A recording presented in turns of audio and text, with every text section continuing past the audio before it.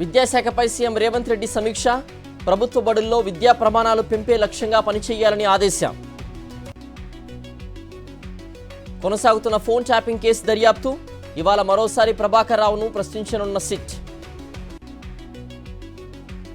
తెలంగాణకు 3 రోజుల పాటు వర్ష సూచన. కొన్ని జిల్లాల్లో మోస్తరు వర్షాలు కురిసే అవకాశం. ఇవాళ గద్దర్ అవార్డుల ప్రధానోత్సవం. హాజరు కానున్న సీఎం రేవంత్, సినీ ప్రముఖులు.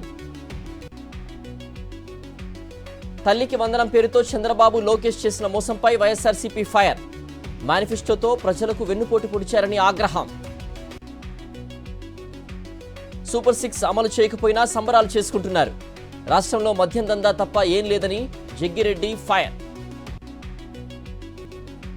ఎట్టకేలకు అగ్రిగోల్డ్ బాధితులకు ఊరట. బాధితులకు డిపాజిట్లను తిరిగి చెల్లిస్తున్న ఈడీ.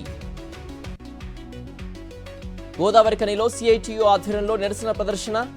సింగరేణి ఆసుపత్రిలో సమస్యలు పరిష్కరించాలని డిమాండ్.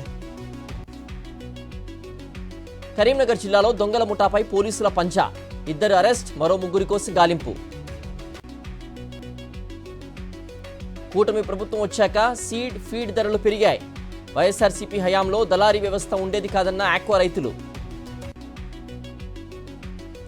ఖానాపూర్లో విధులకు ఎగనామం పెట్టిన ఎంపీడీఓ ఆఫీస్ సిబ్బంది. పనులు వదిలేసి విందు భోజనాలకు హాజరు. వరంగల్ జిల్లా స్తంభంపల్లిలో వృద్ధురాలి హత్య కేసును ఛేదించిన పోలీసులు. మేనల్లుడే హత్య చేసి పారిపోయాడని వెల్లడి. విశాఖ జిల్లాలో ఫేక్ పోలీసుల ఆట కట్టించిన ఖాకీలు. వాహనదారుల వద్ద నుంచి డబ్బులు వసూలు చేస్తున్నట్లు గుర్తింపు. మహబూబాబాద్ జిల్లా నెల్లికుదురులో నల్లబెల్లం పట్టివేత. ఆటో సీజ్, 3 అదుపులోకి తీసుకున్న పోలీసులు. అర్హులైన లబ్ధిదారులకు ఇందిరమ్మ ఇల్లు ఇస్తాం. నిధుల కొరత ఉన్నా పథకాలు అమలు చేస్తున్నామన్న మంత్రి పొంగులేటి. స్థానిక సంస్థల ఎన్నికలకు ప్రభుత్వం సిద్ధంగా ఉంది. జూలై చివరి నాటికి పూర్తి చేసే యోచనలో ఉన్నామన్న మంత్రి సీతక్క. ఏలూరు జిల్లా జంగారెడ్డిగూడెంలో ఎస్ఎఫ్ఐ నిరసన. విద్యార్థుల్ని కూటమి సర్కార్ మోసం చేసిందని ఆగ్రహం. పేదల జీవితాల్లో వెలుగులు నింపడమే కాంగ్రెస్ లక్ష్యం. వరంగల్ అభివృద్ధి హస్తంతోనే సాధ్యమన్న కొండా మురళి. మహబూబాబాద్ జిల్లా కొత్తగూడ, గంగారాం మండలాల్లో సీతక్క పర్యటన. ఇందిరమ్మ ఇళ్లకు భూమి పూజ చేసిన మంత్రి. త్వరలో కొత్త విత్తన చట్టాన్ని ప్రభుత్వం తీసుకువస్తోంది. రైతుల హక్కులకు రక్షణ కల్పిస్తామన్న కోదండరెడ్డి. ప్రభుత్వ వాహనంపై ఛత్తీస్గఢ్ భలోద్ జిల్లా డీఎస్పీ సతీమణి బర్త్డే వేడుకలు. సోషల్ మీడియాలో వీడియోలు వైరల్, నెటిజన్ల మండిపాటు. తల్లికి వందనంతో చంద్రబాబు మోసం బయటపడింది. హామీ నెరవేర్చకుండా మాట తప్పాడని నెదురుమల్లి రామ్ కుమార్ ఫైర్. సుప్రీంకోర్టు తీర్పుతో కేఎస్ఆర్ అరెస్ట్ అక్రమమని తేలిపోయింది. రాష్ట్రంలో రెడ్ బుక్ రాజ్యాంగాన్ని ఆపాలన్న మాజీ డిప్యూటీ సీఎం నారాయణస్వామి. కార్యకర్తలు మట్టి దందాలు చేశారనే పేరు రావద్దని, అందరికీ న్యాయం జరుగుతుందన్న మంత్రి తుమ్మల. విజయనగరం జిల్లా నీలయ్య వలస ప్రాథమిక పాఠశాలలో గురుభక్తిని చాటుకున్న పిల్లలు. బదిలీపై వెళ్తున్న టీచర్ జయరాజ్ను చూసి పిల్లల కంటతడి. జోగులాంబ గద్వాల జిల్లా పెద్ద ధన్వాడలో భూభారతి కార్యక్రమం. ఇథనాల్ ఫ్యాక్టరీకి వ్యతిరేకంగా నినాదాలు చేసిన గ్రామస్తులు.